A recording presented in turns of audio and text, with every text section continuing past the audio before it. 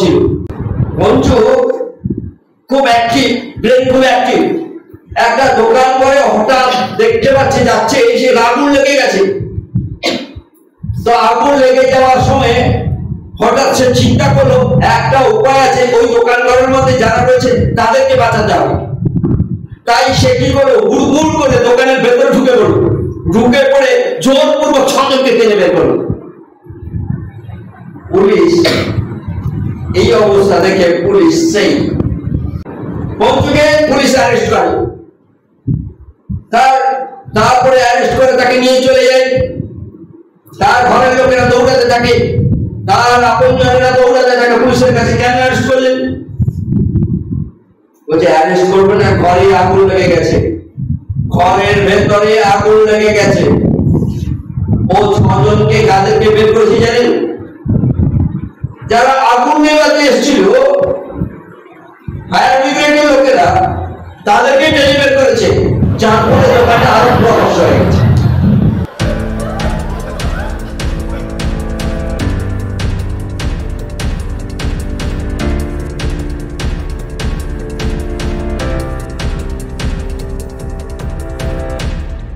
আজকের বিষয় দত্তক অধিকার। এই বিষয়ে ঈশ্বরের বাক্য হচ্ছে গালাতীয় 4 অধ্যায় 1 থেকে 2 পদ। আমরা ঈশ্বরের বাক্যে চলে যাই। কিন্তু আমি বলি, দয়াধিকারী যতকাল বালক থাকে ততকাল সর্বশেষ স্বামী হইলেও দাসেও তাহাতে কিছুমাত্র প্রভেদ নেই।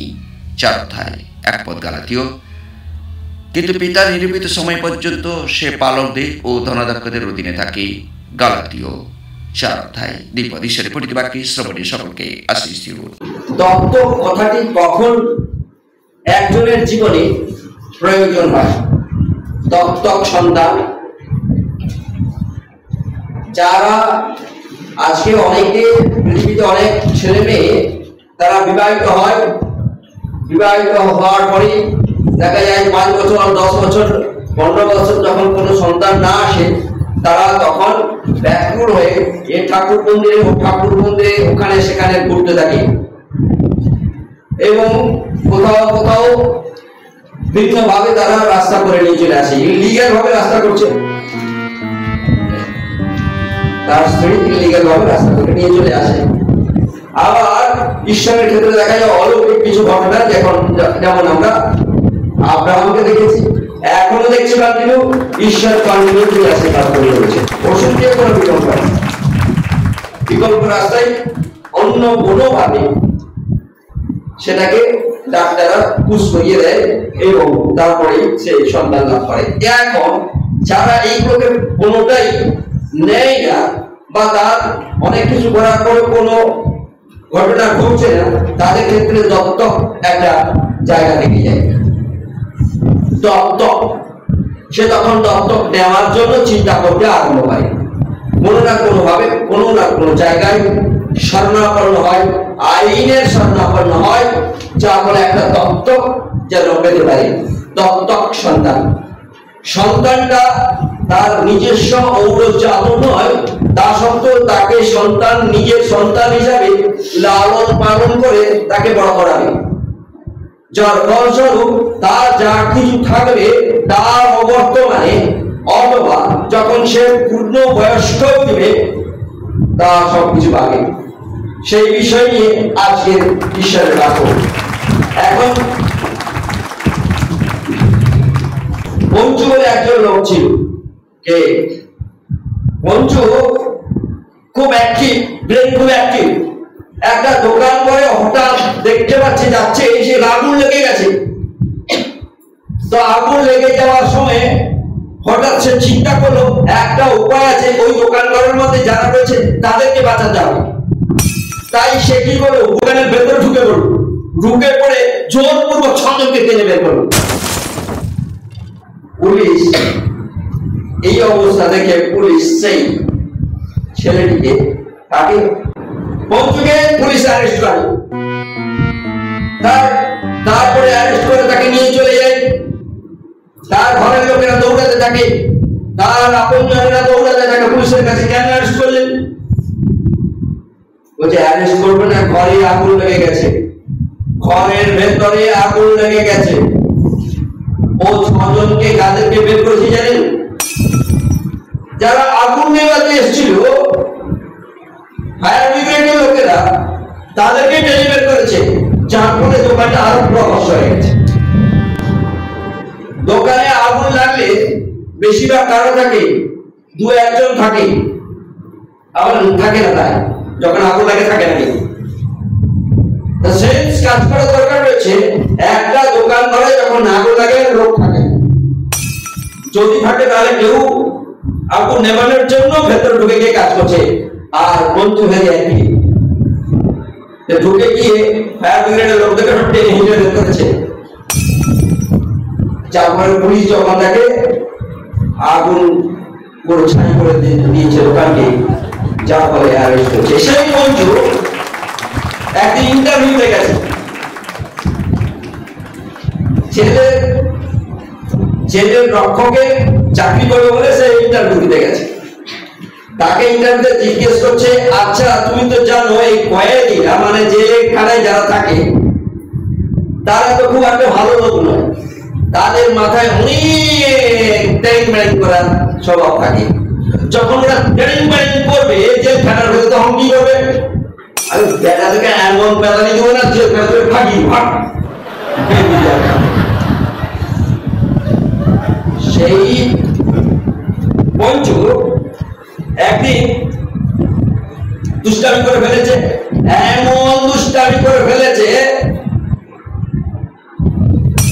যা ফাঁসি ছাড়া আর কিছু নেই। তাই বিচার ব্যবস্থায় তার ফাঁসির রায় হয়।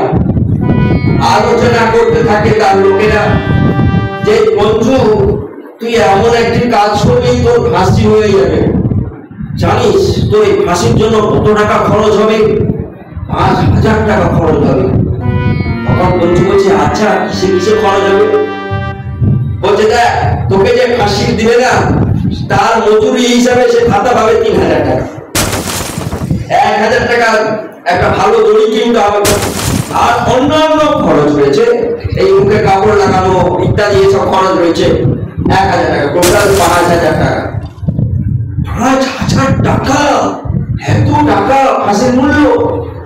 আমাকে 1,000 টাকা দিলে না আমি সব সমাধান করে দেবো। কি সমাধান করবি? আমাকে 1,000 টাকা দিলে আমি 200 টাকা দড়ি কিনবো। তোমার ওই ফাঁসি লাগানোর জন্য কাউকে দরকার হবে না, আমি একটা ফাঁসি লাগিয়ে দেবো। দেখো তোমাদের 4,000 টাকা লাভ আর আমার 800 টাকা লাভ। 4 টাকা দরকার কি এত টাকা খরচ করা? চলে আসি ঈশ্বর পবিত্র রাখে দত্ত, যে টপিকটার যে বিষয়টা নিয়ে রয়েছে দত্ত।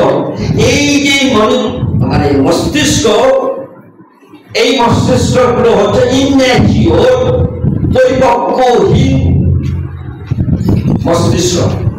যার মস্তিষ্ক পরিপক্ক হয় সে হিসাব করে করে কথা বলে, হিসাব করে করে পা ফেলে, হিসাব করে করে কোথায় যেতে হবে কোথায় না যেতে হবে চিন্তা করি।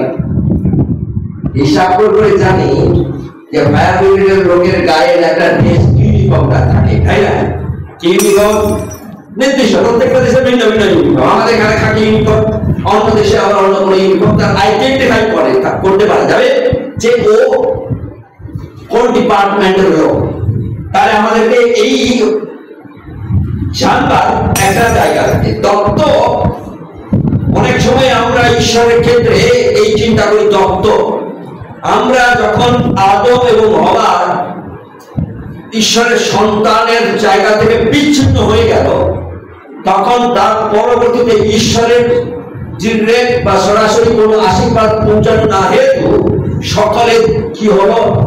সকলে আর ঈশ্বরের সন্তান রূপে আর ঈশ্বর তাদেরকে কাউকে অভিহিত বা আইডেন্টিফাই করবার জন্য ঈশ্বর কোন রাস্তা করলেন না, যার ফলস্বরূপ বিচ্ছিন্ন তৈরি হলো।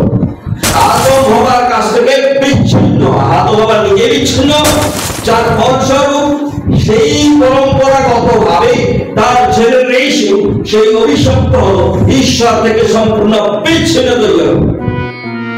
আর নম্বর সন্তান, ঈশ্বর আর কাউকে তার সন্তান হিসাবে আর কোনো ভাবে মেনে নিচ্ছেন না, যার ফলে আমরা কি হলাম?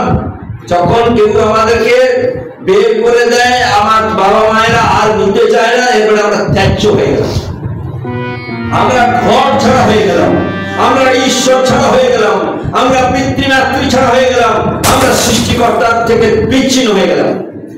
আমাদেরকে একা একা বাড়তে হয়েছে। আদম হওয়ার পর থেকে, আদম প্রথম অবস্থায় যা ছিল, আদম হওয়ার থেকেই একা একা সকলকে বাড়তে হয়েছে, পিতৃমাতৃহীন ভাবে বাড়তে হয়েছে, ত্যায্য হয়ে বাড়তে হয়েছে। ঈশ্বরের ইচ্ছা অভিপ্রায় বারংবার মানুষদের হাতে দিল, ভিন্ন রাস্তায় যাতে ঈশ্বরের কাছে ফিরতে পারে, শেষ ইচ্ছা ঈশ্বরের। আর সেটা হচ্ছে প্রথম মনুষ্য, পরে দ্বিতীয় মনুষ্য আমাদের প্রভু যীশু খ্রিস্ট। সেই দ্বিতীয় মনুষ্যকে দিয়ে সমাধানের রাস্তা দিলেন, যার ফলস্বরূপ যেন দত্তক নেওয়ার সময় কেউ বিনা পয়সায় দত্তক নিতে পারে না, তার জন্য খরচ বাদ করতে হয়। আমি কাউকে যখন আমি দত্তক নিব, তার জন্য খরচপাতি করতে হয়। যে খরচপাতি হয় সরকারকে পয়সা দিতে হবে, যদি সরকারের কাছ থেকে আমি দত্তক নিই, না হয় যার ঘর থেকে আমি বাচ্চা নিচ্ছি তাদের কন্ডিশন মেনে তাদের কাছ থেকে আমি বাচ্চা নিয়ে তাদের যে সকল আইনগত সমস্যা হয়েছে সে সকলের খরচ এবং পরিবার যদি চায় তাকে ডিমান্ড দিতেই হবে। এবারে আমি যখন দত্তক নিচ্ছি আমাকে খরচ করতে হবে। আর ঈশ্বর সদাপ্রভু তিনি আমাদের এক উকিলকে পাঠালেন, এক ভোকেটকে পাঠালেন আমাদের হয়ে মুখ কি করতে, ওকালতি করতে এবং পেনাল্টি দেওয়ার জন্য। আর সেই পেনাল্টিকে নিজের জীবন দিয়ে প্রভু যীশু খ্রিস্ট তিনি দত্তক যাতে আমরা পেতে পারি তার ব্যবস্থা করলেন। সেই বিষয়টি আমরা জানি, সেটা হচ্ছে ক্রুশিয়ালিটি। এখন এই দত্তক আর উত্তরাধিকারী, আমি দত্তকটা বুঝলাম, দত্তকটা বোঝার পরে এখন উত্তরাধিকারী বিষয়টা বোঝা খুবই প্রয়োজন। আমরা দত্তক হয়ে গেলে যে পাবো তা নয়। যদি বাচ্চা ছোট থাকে, আমরা পূর্বের দিনে দেখেছি রাজারা, বড় রাজা মারা গেছে, তখন তার ছেলে রয়েছে, ছোট ছেলে 5 বছরের 7 বছরের ছেলে রয়েছে, তাকে রাজাঙ্গের সিংহাসনে বসানো রয়েছে, কিন্তু সিদ্ধান্ত সে দেয় না। সিদ্ধান্ত অন্যরা দেয় তার হয়ে, যাতে রাজ্যের কোনো ক্ষতি না। কারণ কি?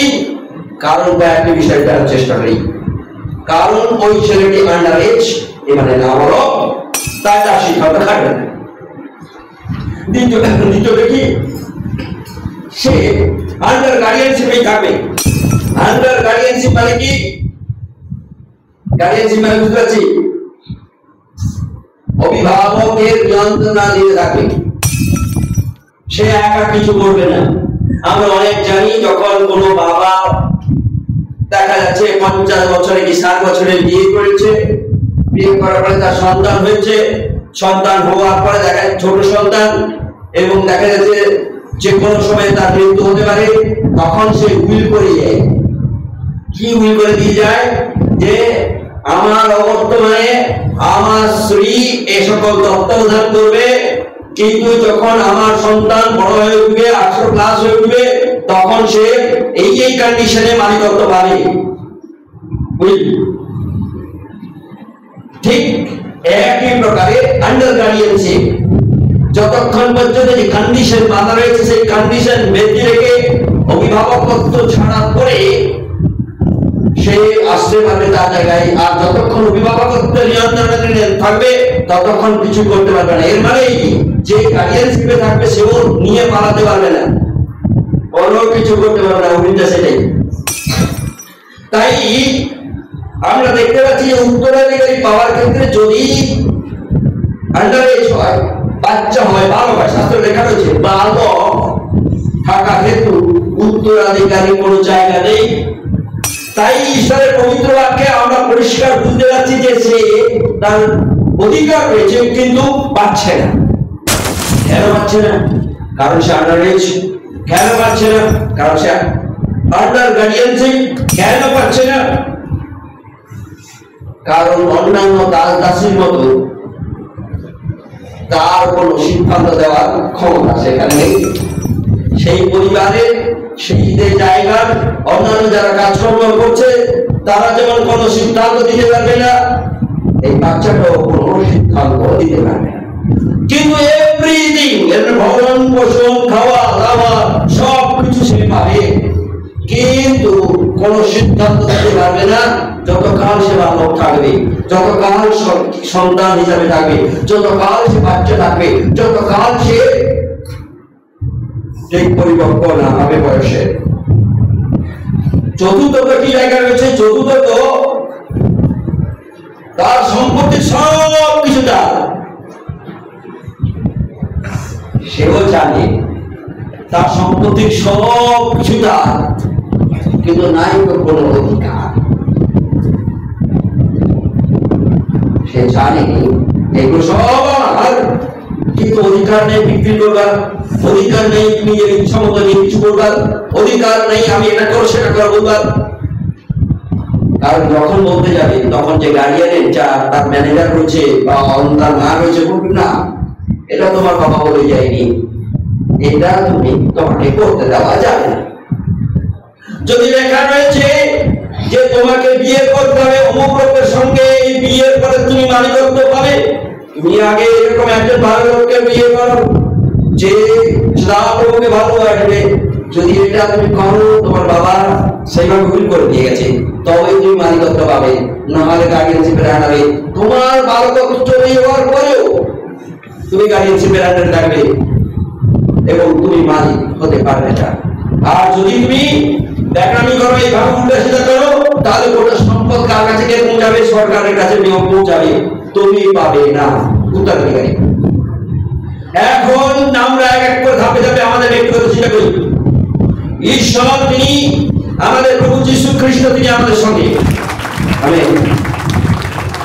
তিনি উত্তরাধিকারী সূত্রে আমাদেরকে দিতে চাইছেন সম্পদ, তার গার্ডিয়ানশিপে আমরা রয়েছি।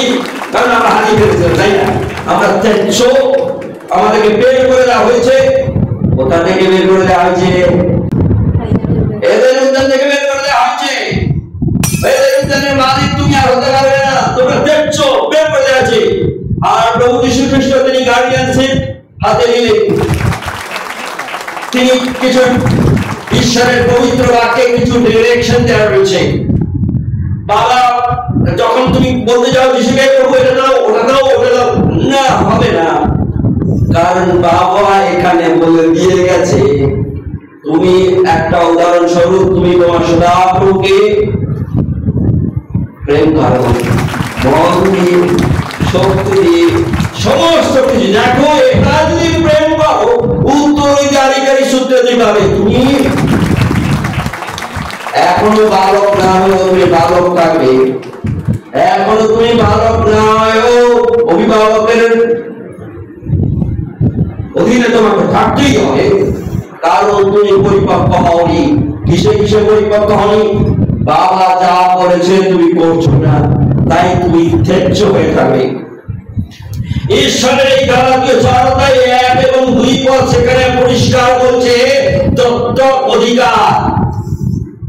দত্তক অধিকার কারা পাবে?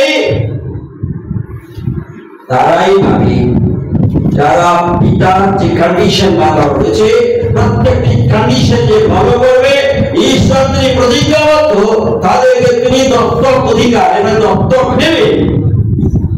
দত্তক নিয়ে চুপচাপ রাখবেন না, তাদেরকে দিয়ে দেবেন উত্তরাধিকারী সূত্রে, তাদেরকে সম্পদের মালিক করবেন। আমার ঈশ্বর সদাপ্রভুর আজ তিনি মালিক করে দিচ্ছেন। আমার ঈশ্বর সদাপ্রভু তিনি আজও তিনি স্বর্গের মালিকানা দিতেছেন।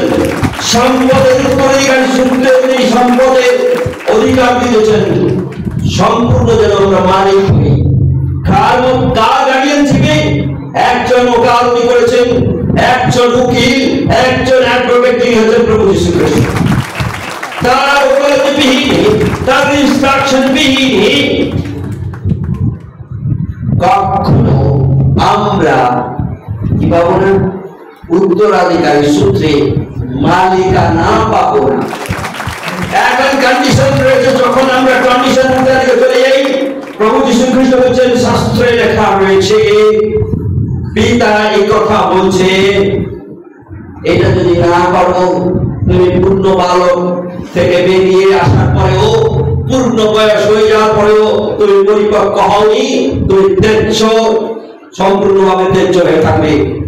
তুমি মালিক হওয়ার জন্য তোমার ক্ষমতা রয়েছে কিন্তু যোগ্যতা নেই। আমি মালিক হওয়ার জন্য তোমার প্রভিশন রয়েছে, তুমি এই সম্পদের মালিক হবে কিন্তু তুমি যোগ্যতা তোমার করছো না, এটা তোমার যোগ্যতা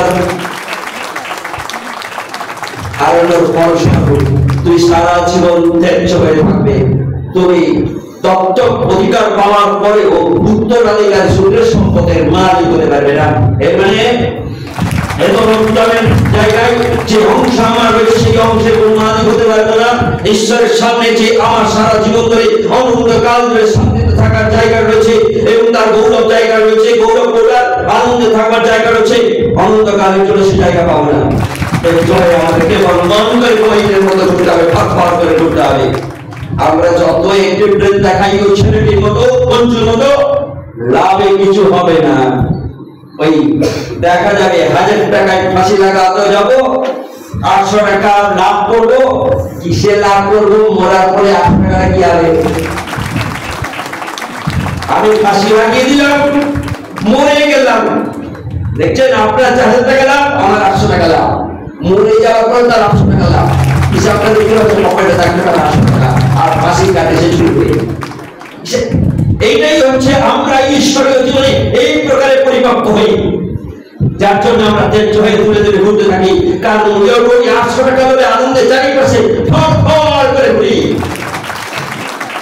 আবার অনেককে রক্ষা করবার জন্য বিভিন্ন ধর্মীয় আচরণ শেখাই, যেমন ভাবে ঘরে আগুনের দোকান ঘরে আগুন লেগে গেছিল, পঞ্চ ঢুকে গিয়ে ফায়ার ব্রিগেডের লোকদেরকে যাদের ইউনিফর্ম পরা রয়েছে তাদেরকে টেনে বের করেছিল।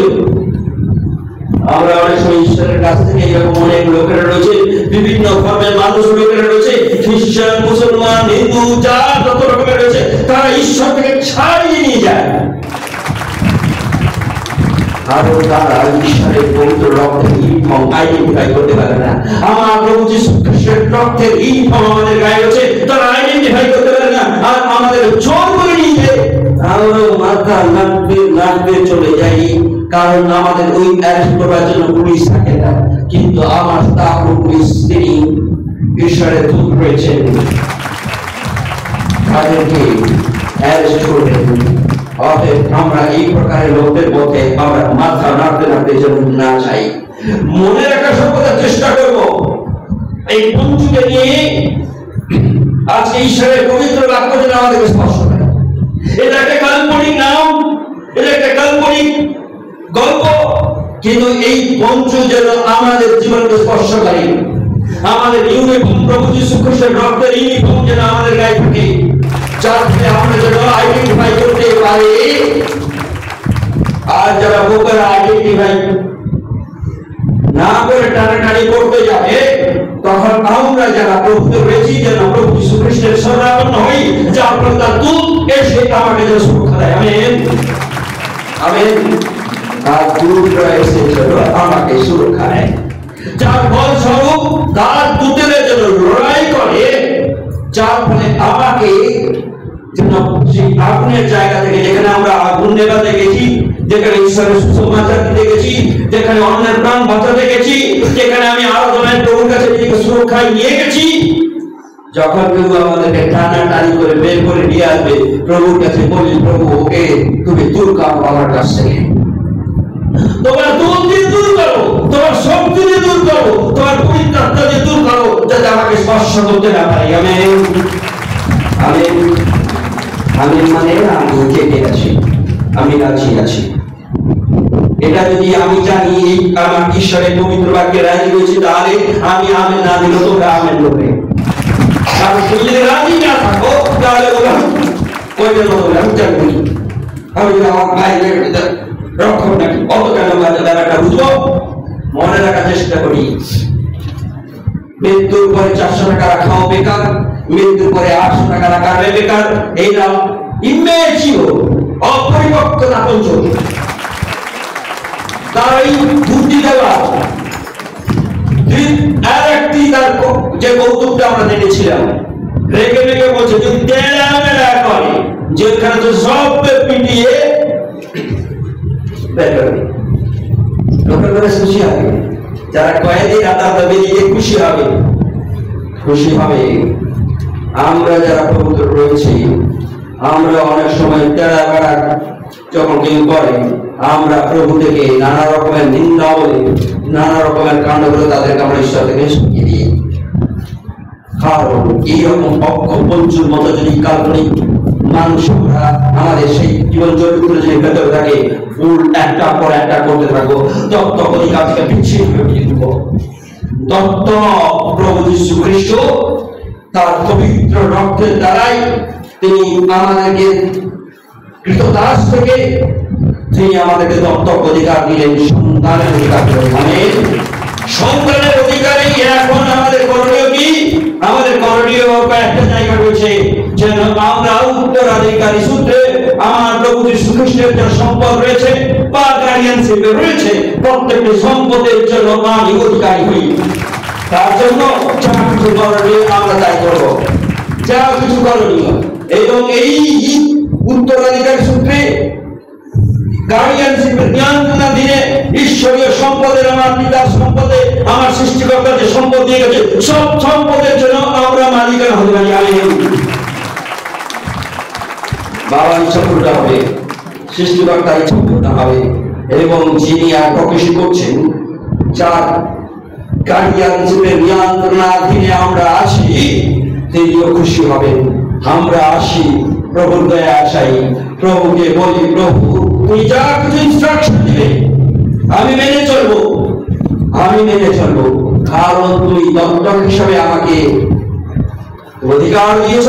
উত্তরাধিকারী সূত্রে আমি সব কিছু মানবো, যার বংশর পিতা ঈশ্বরের যা কিছু উত্তরাধিকারী সূত্রে আমার অংশ, সে অংশে যেন আমি মালিক হতে পারি। সুখের অংশ, শান্তির অংশ, আনন্দের অংশ, প্রশংসার অংশ, সৌভাগ্যের অংশ, গৌরবের অংশ, সম্মানের অংশ, জীবনের অংশ, প্রত্যেকটি অংশের জন্য আমি মালিক হতে পারি। তুমি আমার কাছে থাকতে পারবে।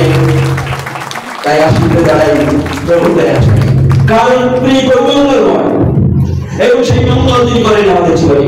যখন আমরা দত্তক সন্তান হিসাবে প্রভুর কাছে রয়েছি, এগ্রিমেন্ট যেটা রয়েছে উত্তরাধিকারী সূত্রে, যতদিন বালক থাকবো কোন অধিকার পাবো না, যতদিন সন্তান থাকবো কোন অধিকার পাবো না, যতদিন বাচ্চা থাকবো কোন অধিকার পাবো না, যতক্ষণ পর্যন্ত গার্ডিয়ানশিপের নাম ধরে দিলে গার্ডিয়ানশিপ না দিচ্ছে। গার্ডিয়ানশিপ পঞ্চের মতো এইরকম ম্যাচুর যদি হয়, আমাদেরকে ঈশ্বর উত্তরাধিকারী সূত্রে কোন সম্পত্তি দেবেন না। সুখ ছাড়া পৃথিবীর সুখ উপার্জনের মাধ্যমে করতে পারি, কিন্তু শান্তি আসবে না, আনন্দ আসবে না, সম্মান আসবে না, প্রশংসা করবার অধিকার আসবে না, ঈশ্বরের জায়গায় কে ঈশ্বরের সামনে গৌরবের সাথে আমরা দাঁড়ানোর কোন অধিকার থাকবে না, ইত্যাদি ইত্যাদি। উত্তরাধিকার সূত্রে যে সম্পদ জীবনটাও আমরা পাবো না, অনন্তকালের জন্য জীবন নষ্ট হবে, অগ্নিকুণ্ডে নিক্ষিপ্ত হবে। প্রভু চাই প্রভু যীশু খ্রিস্টের গার্ডিয়ানশিপের নিয়ন্ত্রণে যেন আমরা মালিকত্ব পাই উত্তরাধিকার সূত্রে। প্রভু ঈশ্বর যা কিছু দিয়েছেন আমার প্রভু যীশু খ্রিস্টের রক্তের করে এবং তার অ্যাডভোকেসি বা ওকালতির দ্বারাই এবং তার পূর্ণ অভিভাবকত্ব নিয়ন্ত্রণে দিনে যা কিছু রয়েছে যেন আমরা পেতে পারি। জীবন, সম্মান, শান্তি, আনন্দ, প্রশংসা, ঈশ্বরের কাছে দাঁড়িয়ে আমার যা কিছু অধিকার যেন সম্পূর্ণ পেতে পারি। প্রভুর কাছে প্রার্থনা করে বলি, প্রভু তুমি আশীর্বাদ করো, তুমি দয়া করো, যার ফলে প্রভু যীশু খ্রিস্টের অভিভাবকত্বের মধ্যে থেকে নিয়ন্ত্রণাধীন থেকে আমি যেন সব উত্তরাধিকার সূত্রে পেতে পারি। আমাকে তুমি ছোট করে তোলো, ম্যাচিওর করে তোলো, তোমার নিয়ন্ত্রণ থেকে তোমাকে প্রয়োগ করতে সাহায্য করো, যাতে তোমার বন্ধু অপমান করতে পারি। কোনো বিশেষ প্রার্থনার বিষয় থাকলে আমাদের হোয়াটসঅ্যাপের লিঙ্কে আপনারা টেক্সট করুন 9474448095। আরেকটি নম্বর হচ্ছে 8900490667। ঈশ্বর আশীর্বাদ।